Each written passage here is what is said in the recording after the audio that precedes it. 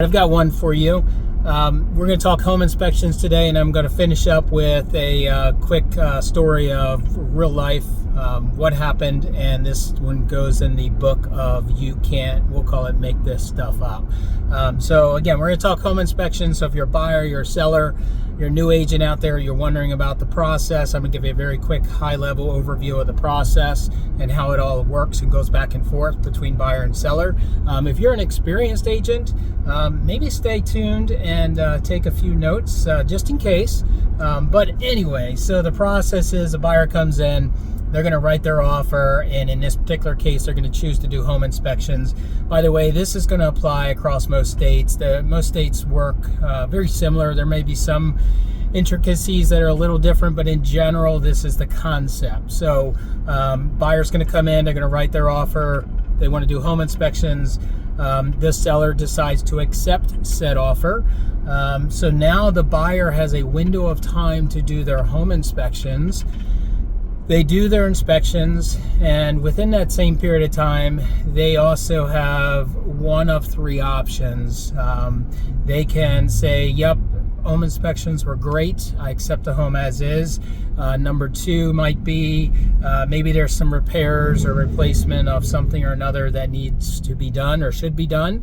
So they have a right to request those repairs or replacements. And then their third option is simply to terminate, essentially void the contract. So with that said, the way that works is they've done their inspections. Now they get that response, property inspection notice in many cases, over to the seller. So we're talking about parties here. Party A is the buyer, party B is the seller. So party B, the seller, receives the property inspection notice, and now they have a couple options there. Typically they're going to either reply with, yep, we'll fix everything, or replace, or do whatever you asked, we're good, we'll do it 100% of whatever you requested. They might come back and counter and say, no, we're going to do only half of those items, whatever they choose to do, right? Or they may come back and just say, you know what, we don't want to do any of this work here, but we'll give you a credit. So a few options for the seller side, again, party B. So party B then replies back, and in this scenario, let's say they decide, you know what, we're just going to do part of the list, we're not going to do everything. So that's considered a counter offer, right? If the seller doesn't accept and say, I'll do all these repairs or replacements or whatever they are, and a lot of times it's minor stuff, you know, a few $100, maybe a few thousand, who knows? But a lot of times it's minor stuff. If they come back and instead of saying I'll do everything, and they come back and say I'll do part of the repairs, or they come back and say I'll do a credit of X, that is considered a counter offer. Now it is party A, the buyer, it is their turn in the negotiation process. So this is all documented in the contract, whatever state you're in. It's very clear, black and white, goes back and forth. Each party gets their turn.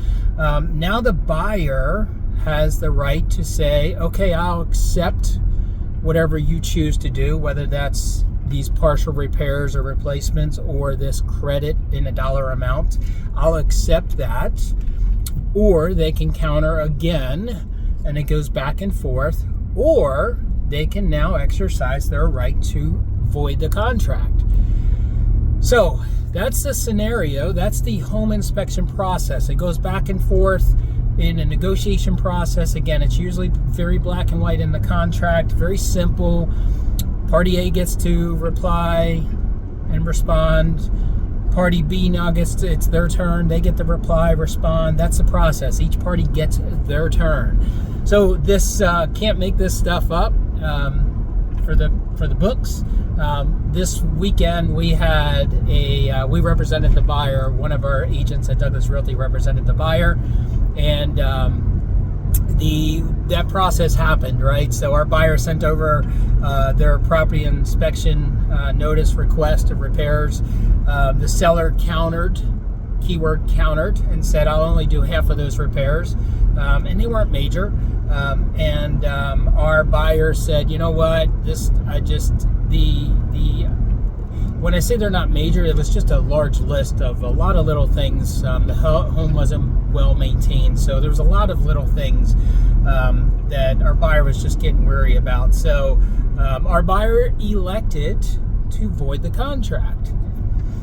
So this is an experienced listing agent on the other side, and I always scratch my head when this happens, or something like this happens with an experienced agent. The experienced agent said, "Oh no, wait, I'm an attorney," which is really scary, and we're going to exercise our right to counteroffer your void of the contract, your termination of the contract. We're going to exercise our right, and we're going to rescind our initial response to you, and we're going to go back and we're going to go ahead and fix everything. And so therefore, we're still in contract. This, you just can't make this stuff up. And I don't know if this agent was really an attorney or not. If they were or are, they should ask for a refund if they really think that was the case. Anyway, I had to jump in and help our buyer's agent and help this individual understand that no, it's pretty clear. It's black and white. And the contract, once it's void, there's no walking that back. Like that's the other thing. A lot of agents and or clients, whatever side you're on, don't understand. Once you terminate a contract, that contract is done. There's no reviving that legally, in a sense. So it doesn't mean the parties can't go to settlement and choose to go to settlement after a termination. That's their choice. But the reality is, from contract law, once you void a contract, the contract is actually dead. Anyway, so this listing agent finally threw in the towel and said, "Yep, you're right," and accepted the void of the contract, the termination of the contract, and obviously our buyer got their deposit back because we were inside that contingency period. Anyway, so that is the home inspection process for you buyers and sellers out there, for you new agents out there that need to understand that back and forth. Keep in mind that each party has a specific time period that they must respond in, and typically written in the contract, again, depending on what state, what jurisdiction you're working in, may address that differently. But if you don't respond in a specific amount of time, you could be locking yourself or your client into whatever that last offer was. So be very cautious with your timelines, and never let your client and yourself get outside of those timelines. So anyway, this one all worked out in the end, but that is the home inspection process, back and forth. And thanks for spending a few minutes with me today.